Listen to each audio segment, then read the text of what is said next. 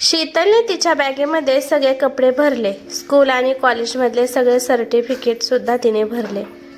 बॅगला बंद करायच्या आधी तिने नजर पूर्ण खोलीमध्ये फिरवली, जिथे राहुलने आणि तिने लग्न झाल्यावर 6 वर्ष घालवली होती. त्या खोलीमध्ये तिने राहुलसोबतचे सुखाचे स्वप्न पाहिली होती, पण तिची स्वप्न पूर्ण होणार नव्हती.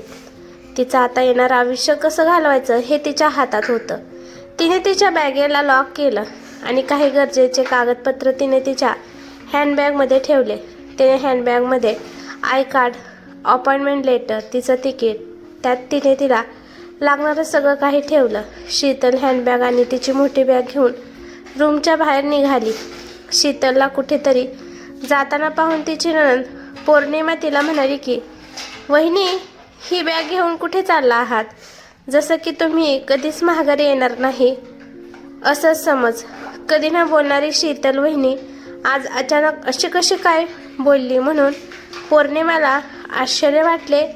चहा पित असणारी सासूसुद्धा डोळे मोठे मोठे करत आपल्या सुनाच्या बॅगेकडे आणि सुनाकडे पाहत होते. शीतल हॉलमध्ये येऊन पोहोचलीच होती तेव्हा बाहेरून तिचा नवरा राहुल आला आणि त्याने पाहिलं की शीतलच्या हातामध्ये एक मोठी बॅग आणि एक हँडबॅग आहे. तो शीतलला म्हणाला की, शीतल, हे काय नाटक लावलं आहे आणि तू ही बॅग घेऊन कुठे चालली आहे? शीतल राहुलच्या डोळ्यात डोळे घालून म्हणाली की, मला नोकरी लागली आहे आणि त्यामुळे मी चालली आहे. असं म्हणल्यावर शीतलची सासू मोठमोठ्याने हसू लागली. सासू म्हणाली की, तुला कोण नोकरी देणार आहे? तिची नणंद पण सासूच्या हामध्ये हा मिसळत म्हणाली की, असल्या बाईला कोण नोकरी देणार आहे?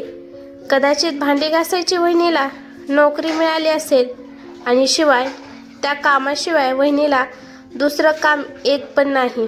आपल्या सासूचं आणि नणंदचं बोलणं ऐकून शीतलला खूप राग आला होता, परंतु शीतलने तिच्या रागाला कंट्रोल केलं. शीतल म्हणाली की, जेव्हापासून मी या घरात आली आहे तेव्हापासून तुम्ही तुमच्या मनाने माझा नेहमी अपमान करत आला आहात, पण जायच्या आधी तुम्हाला तुमची चूक मी समजावून जाणार आहे. सगळ्यात पहिल्यांदा मिस पौर्णिमा, तुला मी हे सांगत आहे की माझं शिक्षण BA पर्यंत झालं आहे आणि फिलॉसॉफी विषयामध्ये सुद्धा मी पोस्ट ग्रॅज्युएट आहे. तरी पण नेहमी तुझी मी वहिनी नाही तर मोलकरीण बनून राहिली. तू आरामशीरपणे या घरात तुझ्या मैत्रिणीला पार्टी करण्यासाठी घेऊन येत होती आणि तू मस्तपैकी तुझ्या मैत्रिणीसोबत गप्पा मारत होती आणि मी मोलकरणीसारखी तुझी कामे करत होती. स्वतः तर कोणतं काम करत नव्हती, परंतु मी जे काम केलं आहे त्यामध्ये नेहमीच काही ना काही चुका सांगत असायची. आणि एवढेच नाही तर बाहेरच्या माणसांसमोर तू माझा अपमान पण करत होती. मी अपमान सहन करत होती आणि तुम्ही नेहमी माझा अपमान करून तुम्हाला आनंद भेटत होता. घरातील छोटी मोठी सुद्धा कामे तुम्हाला करू लागत नव्हती. तुला सगळ्या वस्तू तुझ्या हातात आणून द्यावे लागत होत्या आणि शिवाय बाहेरून आल्यावर मला ऑर्डर सोडत होती. मी तुला छोटी बहीण आहे म्हणून समजत होते, त्याप्रमाणे मी तुझी कामे करत होते, पण तू माझा नेहमी अपमान करत होती. त्यामुळे माझ्या स्वाभिमानाला ठेच पोहोचत होती. जेव्हा तुझा वाढदिवस होता तेव्हा मी पण जरा चांगली तयार झाली होती. ते पाहून तू माझ्यावर जळत होती. तुझ्या मैत्रिणी मला म्हणाल्या की, वहिनी एकच नंबर दिसत आहात, पण तुला हे ऐकल्यावर खूप राग आला. तू तेव्हा पण माझा तुझ्या मैत्रिणींसमोर अपमान केला होता. तू म्हणाली की, 1 नंबर नाही, 1 नंबरची गावंढळ दिसत आहे, काडीची सुद्धा अक्कल नाही, कोणतंच काम व्यवस्थित करत नाही आणि चांगली पण दिसत नाही. दादाला हिच्यामध्ये काय आवडलं म्हणून हिच्यासोबत लग्न केलं आहे. मी माझ्या दादासाठी एखादी चांगली अप्सरा शोधली असती. अगं, पण मी तुझ्या भावाच्या मागे लागून आली नव्हती. तुम्हीच सहपरिवार मला बघण्यासाठी आला होता आणि तुम्हीच मला पसंत केलं, तरी पण माझा अपमान करण्याचा तुला कोणी हक्क दिला? तू तुझ्या मैत्रिणीसमोर असा माझा अपमान करत होती. शिवाय तुझ्या मैत्रिणीने सुद्धा तुला सांगितलं होतं की तुझी वहिनी पण अप्सरासारखी दिसत आहे. तरी पण तू माझ्याकडे तिरस्काराने पाहत होती. पण पौर्णिमा, तुझ्या बोलण्यामुळे मी त्या दिवशी खूप रडली. तुझ्या मनात माझ्याबद्दल जे विष होतं ते विष त्या दिवशी तो बाहेर काढलं होतं आणि त्यानंतर माझ्या डोळ्यावर तुझ्यावरच्या प्रेमाची जी झापड होती ती निघाली होती आणि त्यानंतर तिने मोकळा श्वास घेतला आणि ती परत सासूबाईकडे वळाली. सासूबाई, लग्नाच्या आधी तुम्ही माझ्या आईला काय म्हणाला होता की मी तुमच्या मुलीला माझ्या मुलीप्रमाणे पौर्णिमासारखी सांभाळेल. माझ्यासाठी जशी पौर्णिमा तशी शीतल. पण तुमचे खायचे दात वेगळे आणि दाखवायचे दात वेगळे आहेत. तुमच्या लग्नाच्या आधी वेगळंच रूप होतं आणि लग्न झाल्यावर मला तुमचं खरं रूप पाहायला मिळालं. लग्न झाल्यावर एका आठवड्यातच तुम्ही मोलकरणीला कामावरून काढून टाकलं. कारण तुम्ही तिला म्हणाला की आता सून आणि मी मिळून काम करणार आहे, म्हणून तुझी काही गरज नाही. त्यामुळे तिला कामावरून काढून टाकलं. पण तुम्हाला हे चांगलंच माहीत होतं की सुनाच्या रूपात तुम्हाला एक मोलकरीण भेटली आहे. एकच दिवस तुम्ही मला कामात मदत केली, पण त्यानंतर जेव्हा तुम्ही पाय दुखतात, गुडघे दुखतात हे कारण सांगून ते बेडवर बसला, ते आजपर्यंत बेडवरच बसला आहात आणि बसल्या बसल्या माझ्यावर ऑर्डर सोडणे, झाडून नीट घेतलं नाही, भांडी नीट घासली नाही, घर व्यवस्थित ठेवत नाही, कपडे व्यवस्थित धुत नाही, या तुमच्या वारंवार सूचना मला ऐकाव्या लागत होत्या. तुम्ही कधी मला बाहेर जाऊन पण दिलं नाही. जेव्हा मी TV पाहायला बसत होती तेव्हा तुम्ही विनाकारण मला कोणतं ना कोणतं काम सांगून उठवत होता. लग्न झाल्यावर मी तुम्हाला आईचा दर्जा दिला होता, पण तुमच्या मनात सुद्धा माझ्याबद्दल काहीच सुद्धा प्रेम नव्हतं. हे मला एकदा कळालं ज्या दिवशी शेजारच्या नवीन राहायला आलेल्या काकू माझी प्रशंसा करत होत्या. त्या काकू म्हणाल्या की मिसेस शिंदे, तुम्हाला तुमची सून शीतल खूप चांगली मिळाली आहे. त्यावेळेस तुम्ही काय उत्तर दिलं होतं हे तुमच्या लक्षात आहे का?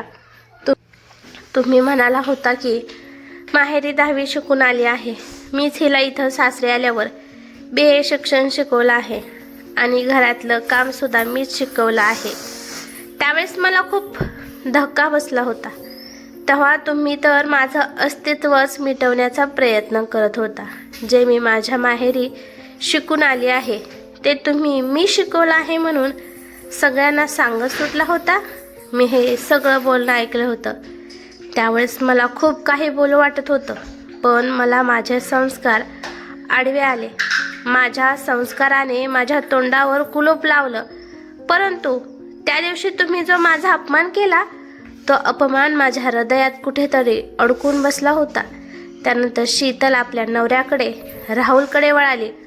तो हा विचार करून हसत होता की त्याला वाटलं की मी नवरा आहे, त्यामुळे शीतल मला काहीच म्हणणार नाही. नवऱ्याच्या प्रत्येक चुकीला माफ करणे हे प्रत्येक बायकोचा धर्म आहे. शीतल आपल्या नवऱ्याकडे पाहत म्हणाली की मिस्टर राहुल, तुला जेवढं हसायचं आहे तेवढं हसून घे.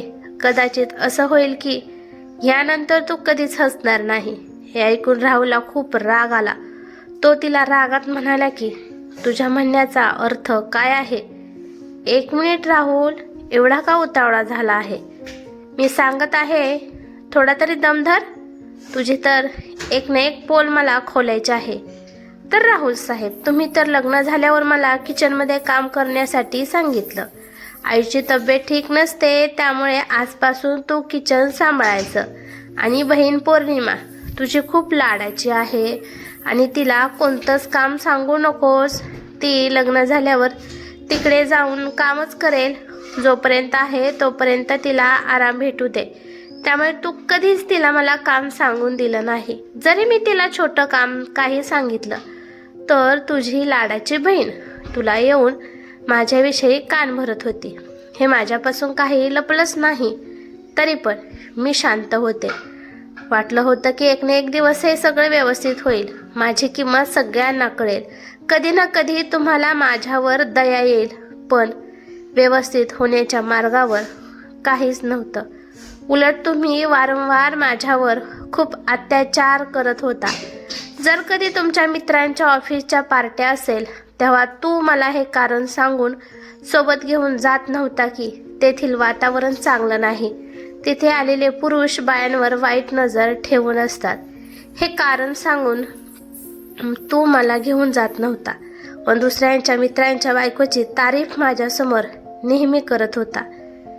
तेव्हा तू पण दुसऱ्या बायांच्यावर नजर ठेवूनच होता की, कारण मी माझ्यामधला आत्मविश्वास कमी करावा आणि आयुष्यभर तुझी दासी बनून राहावी. जेव्हा जेव्हा मी मला बाळ पाहिजे म्हणून तुला म्हणत होती, तेव्हा तू मला सॅलरी कमी आहे किंवा पौर्णिमाच्या लग्नाला पैसे साचून ठेवायचे आहेत हे कारण सांगून तू मला कधीच आई होऊन दिलं नाही. मी तुझं प्रत्येक म्हणणं ऐकलं की एक ना एक दिवस सगळं व्यवस्थित होईल. एकदा मी जेव्हा टेबल साफ करत होते तेव्हा चुकून माझ्याकडून तुझं घड्याळ खाली पडलं, तर तू लगेच रागात माझ्याकडे आला आणि मला एक जोरदार कानाखाली लावली. ती कानाखाली माझ्या गालावर नव्हती लागली, ती कानाखाली माझ्या हृदयावर लागली होती. तेव्हा मी निश्चय केला होता की अपमान सहन करून राहण्यापेक्षा कष्ट करून राहिलेलं केव्हा पण चांगलं, स्वतः आत्मनिर्भर राहायचं. असं म्हणता म्हणता शीतलच्या डोळ्यातून अश्रू आले, पण तिने स्वतःला सावरलं.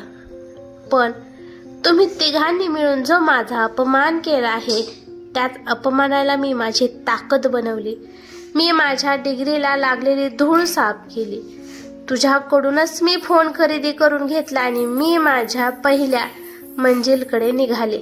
मी टीचरच्या ट्रेनिंगसाठी मी माझा फॉर्म भरला आणि मग मी रात्रभर अभ्यास करत होती.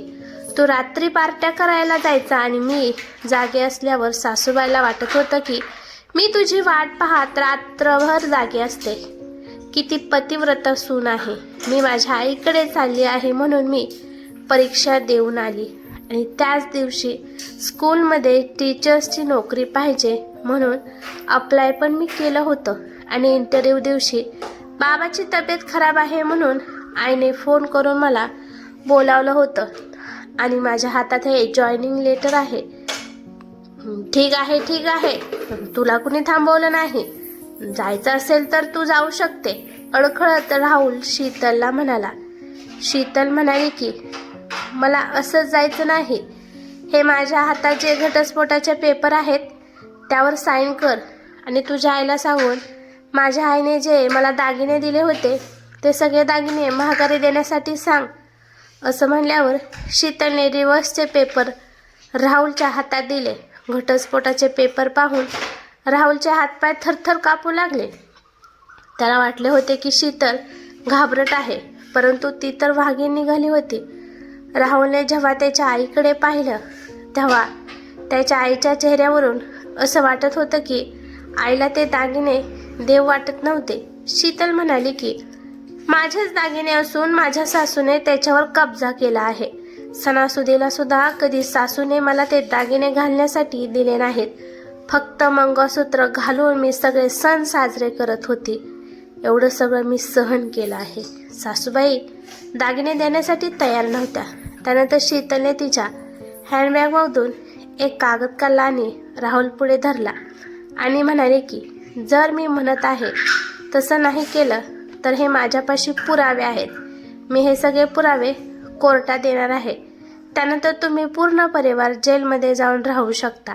घाबरत राहुलने डिवोर्सच्या पेपरावर सह्या केल्या आणि शीतलच्या हातात ते पेपर्स दिले आणि त्याच्या आईने सुद्धा घाबरून सगळे दागिने आणून शीतलच्या हातात ठेवले. सासूने दागिने दिल्यावर शीतलने पुराव्याचा कागद राहुलच्या हातात दिला आणि तिची बॅग घेऊन बाहेर निघाली. शीतल गेल्यावर राहुलने तो कागद उघडला. त्या कागदात एक गुलाबी कलरचा क्राफ्टचा पेपर होता आणि त्यामध्ये लिहिलं होतं की स्त्रीला कधीच कमजोर समजायचं नाही. तिला कधीच कमजोर समजून तिचा अपमान करायचा नाही. कधी कधी अपमान हा आपला एक शाप आहे असं आपल्याला वाटतं, परंतु तो शाप कधी कधी आपला वरदान ठरू शकतो. हे सगळं वाचून राहुलचे दातखिळी बसली. ही कथा कशी वाटली ते मला कमेंट करून नक्की सांगा. कथा आवडली तर लाईक शेअर नक्की करा आणि चॅनलवरती नवीन असाल तर चॅनलला सबस्क्राईब करा. धन्यवाद.